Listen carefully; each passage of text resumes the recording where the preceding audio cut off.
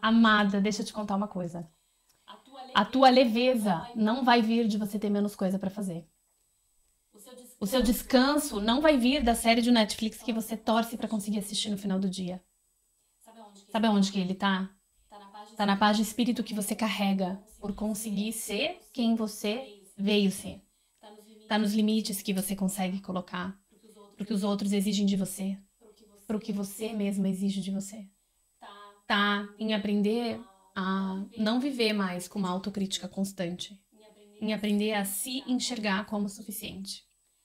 A gente passa uma vida inteira, né, pulando de um degrau pro outro. Ah, eu preciso fazer isso, eu preciso fazer aquilo, eu preciso fazer aquele outro. Então, a gente sai do passado vestibular para se formar na faculdade, para encontrar alguém, casar, ter filho, ter uma promoção.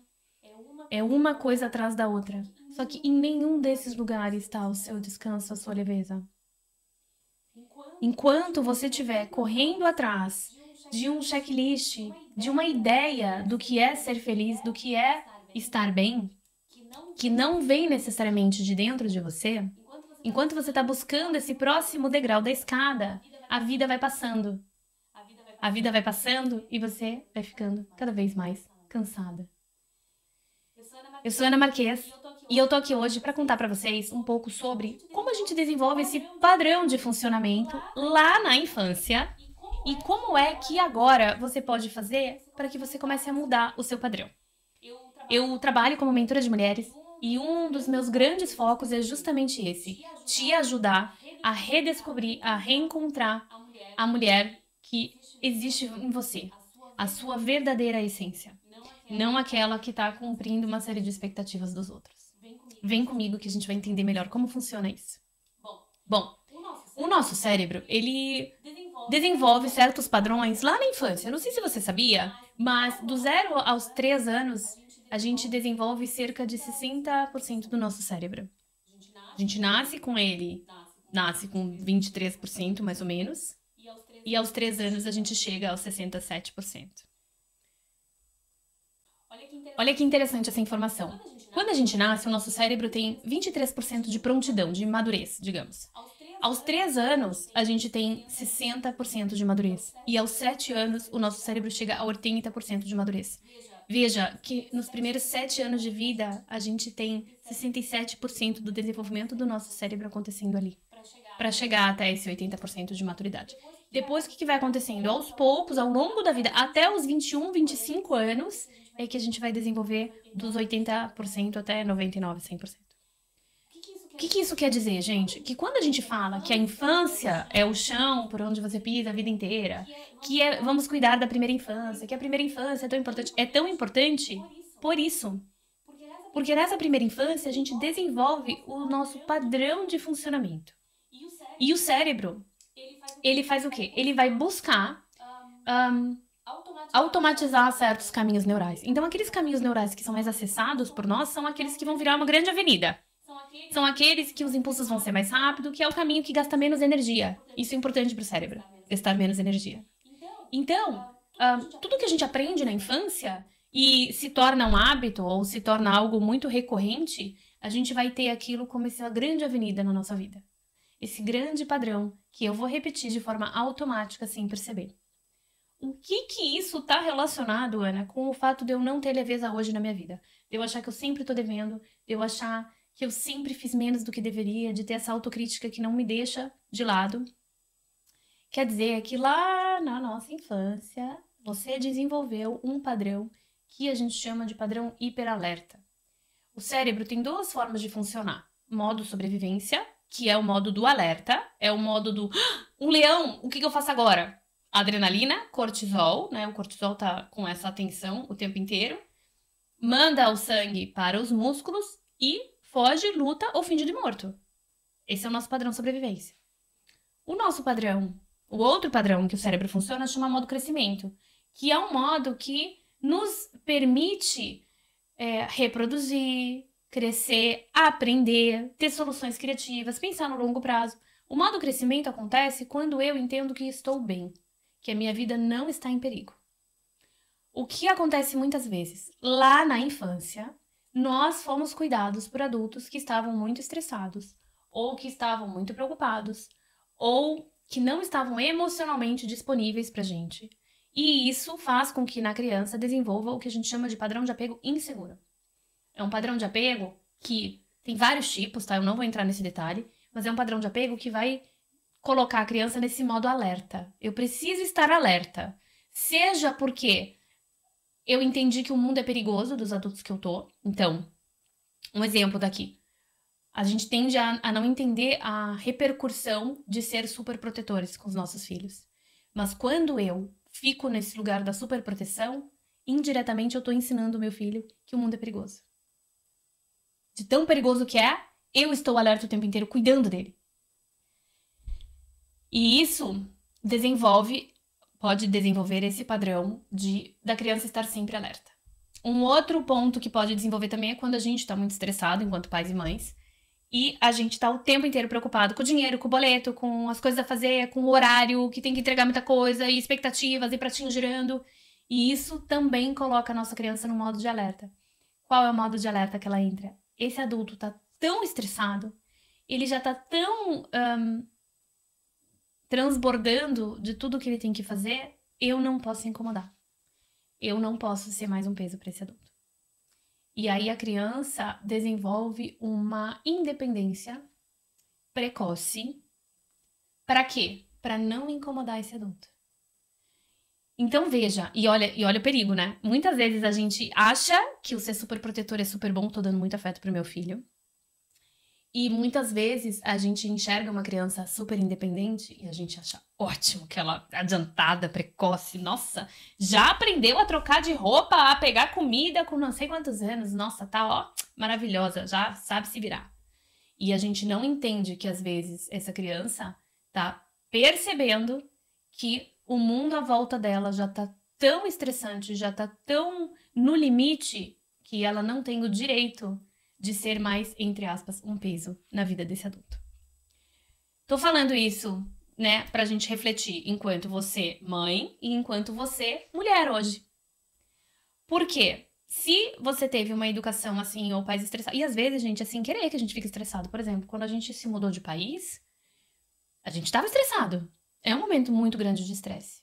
São momentos de estresse em que o estresse depois baixa, volta ao normal, a vida volta ao normal. Isso, ok. O que desenvolve um padrão quando é sempre, o tempo inteiro? Tá? Pra gente desenvolver um padrão, precisa ser 50% mais um. Vamos pensar assim, né? Então, assim, não é só porque de vez em quando você tá estressada. Não é isso que cria. É a medida que você vai vivendo os dias. Qual é o tom dos dias na tua casa? É de estresse ou é de segurança, confiança na vida? E como era quando você era pequena? O que eu quero chegar aqui? Quando a gente cresceu numa casa em que a gente desenvolveu esse olhar para o mundo, de que o mundo é perigoso, eu preciso estar alerta, eu não posso errar, eu não posso incomodar esses adultos. Quando a gente cresceu nesse lugar, a gente desenvolveu esse padrão de viver no modo sobrevivência, que é o que muitas vezes a gente chama de ativação crônica da amígdala. Na neurociência se fala assim, né? Por quê? O meu cérebro está o tempo inteiro no modo sobrevivência. Ele está o tempo inteiro com a amígdala, o centro de sobrevivência do corpo, ativado, cortisol ali alto, níveis altos de cortisol, porque é como se o tempo inteiro tivesse um leão ali. Sabe aquela hora que você recebe um boleto e dá aquele boleto te assusta como se fosse algo que ameaça a tua vida? Ou quando o chefe chama pra uma reunião e você... É esse tipo de alerta que eu tô dizendo, né? E aí a gente desenvolveu esse modo de funcionamento do cérebro como sendo o nosso padrão, como sendo sempre assim. Tô sempre correndo atrás do relógio. Eu tô sempre achando que eu tinha que fazer mais coisa. Eu tô sempre achando que não foi o suficiente. Eu estou sempre devendo. E quando a gente tá nesse modo de funcionamento, não adianta eu vir aqui te dizer: ah, mas pra você ter mais leveza na maternidade, você tem que aprender a colocar limites, você tem que saber priorizar, deixa os pratinhos caírem. Por quê? Simplesmente você não consegue sair desse modo de funcionamento. Porque ele virou um padrão. Como é que a gente muda um padrão de funcionamento do nosso cérebro? Desenvolvendo um outro padrão. A gente não vai mudar brigando com esse padrão. Ah, meu Deus, de novo fiquei estressada. Ah, de novo eu gritei. Ah, olha só, de novo eu senti ameaçada porque meu chefe me chamou na frente de todo mundo. Não é assim que você vai mudar. Você vai mudar essa forma de viver à medida que você desenvolve uma outra forma de funcionar. Qual é essa outra forma? No modo crescimento, a gente tem leveza, a gente consegue parar e respirar, consegue planejar as coisas no longo prazo, consegue entender que as coisas não são imediatas. O modo sobrevivência pensa só no curto prazo. O modo sobrevivência é, por exemplo, quando chega uma mentorada para mim e no começo do reencontro a gente faz uma meditação. Toda sessão a gente faz uma meditação. Vocês não imaginam quantas mulheres na meditação, tem uma meditação, a gente entra numa floresta, ela precisa caminhar por uma trilha. Quantas mulheres me contam depois, nossa, Ana, quando você falou que tinha uma trilha, eu saí correndo pela trilha. A sensação de estar atrasado o tempo inteiro. Ou, por exemplo, quando você começa a ver, né, histórias de sucesso do Instagram. Então, porque a fulana consegue fazer isso e aquilo, porque a ciclana faz isso e aquilo e tal. E aí você tem aquela sensação, nossa, eu tô atrasada. Nossa, eu não consigo, eu tô atrasada. Nossa, eu não acredito que eu ainda não fiz isso. Isso é modo sobrevivência. Porque quando a gente acessa o modo crescimento, a gente consegue entender que cada coisa tem o seu tempo. Que cada coisa tem o seu lugar. A gente consegue começar a confiar na vida. Como você pode praticar isso no dia a dia. E aqui, gente, bem importante, tá? Para não te colocar nesse modo, meu Deus, eu estou atrasada. A prática é assim, pro nosso cérebro, um processo de mudança de hábito, por exemplo, que é o que a gente está falando aqui, o nosso cérebro está acostumado a acessar um certo padrão na forma de filtrar a realidade. Quando a gente quer mudar essa forma de filtrar a realidade, a gente precisa criar novos hábitos, uma nova forma de enxergar, uma nova forma de reagir, uma nova forma de filtrar as coisas. Para que uma mudança de hábito aconteça, qualquer uma, tá? Nem que seja assim, não, agora eu quero começar a acordar, eu quero fazer exercício, o exercício vai ser uma prioridade. Qualquer mudança de hábito que a gente vai fazer na vida, a gente precisa de uma coisa muito importante. A mudança de hábito, ela não acontece no nível grande, primeiro. Eu quero ter um corpo super firme. Não acontece de uma hora para outra. O corpo super firme se constrói você comendo bem, dormindo bem, fazendo exercícios específicos, né? E aos poucos você vai construindo esse corpo firme. A mesma coisa acontece com a questão dos hábitos. Para que você mude um hábito, para que você mude a forma do teu cérebro funcionar, você precisa de microatitudes. Estou contando aqui o termo da neurociência, tá? Mas é basicamente isso. Microdecisões que você toma no teu dia a dia que geram microatitudes. Então, eu quero ter um corpo super forte, firme.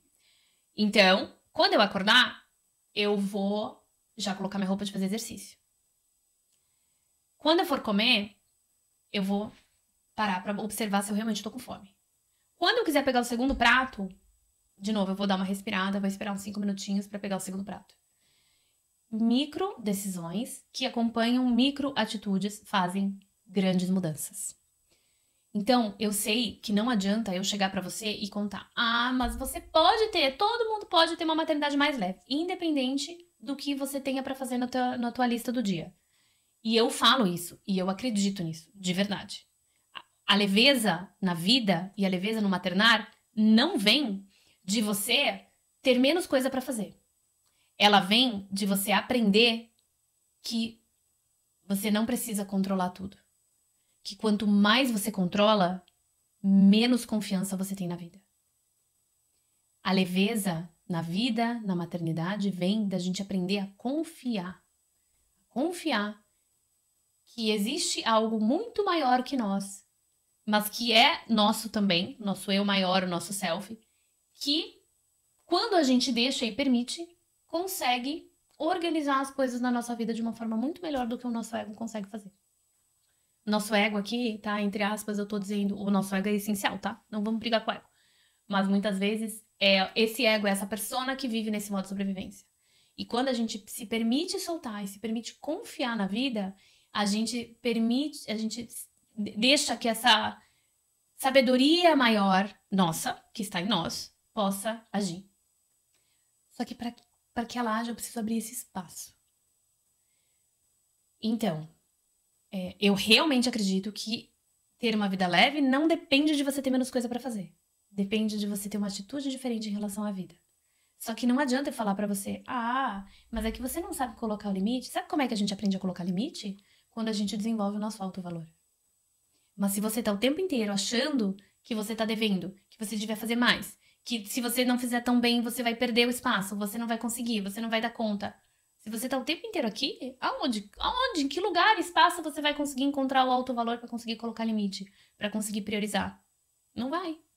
Então a gente começa pequeno para ter uma grande mudança. E é isso que eu queria deixar de sugestão para vocês. Comecem a reparar na vida de vocês em que momentos esse modo sobrevivência está mais ativo. É na questão dos horários da rotina da manhã, na rotina da noite, é no trabalho, é no sentir que tem que fazer tudo. E aí vai escolhendo pequenas mini decisões e atitudes que você pode tomar para deixar um pouco mais leve tudo isso. Ah, então eu me estresso muito de manhã na hora das crianças saírem da escola por causa do horário. Beleza. Vamos deixar a roupa escolhida antes? Vamos cantar uma música enquanto a gente se arruma? Vamos, não sei, acordar um pouquinho antes para que eu consiga pelo menos ter a minha parte feita para eu poder estar disponível para ajudar eles a fazer a parte deles? Pequenas decisões e micro atitudes relacionadas. Eu tenho certeza que você vai ter uma grande mudança se você seguir firme nesse propósito. Se você tiver alguma dúvida, fica à vontade para me escrever, para me acompanhar lá no Instagram, @AnaFlaMarquez. Trago bastante conteúdo relacionado a isso. Inclusive, parte dessa conversa que eu tive aqui com vocês hoje foi um dos temas que eu trouxe numa aula sobre desenvolvimento da sexualidade infantil e o que isso tem a ver com o despertar precoce do nosso lado intelectual. Se você quiser ver a gravação da aula, eu não vou disponibilizá-la aqui no YouTube, mas se você quiser ver a gravação da aula, entre em contato comigo e eu mando o link para você.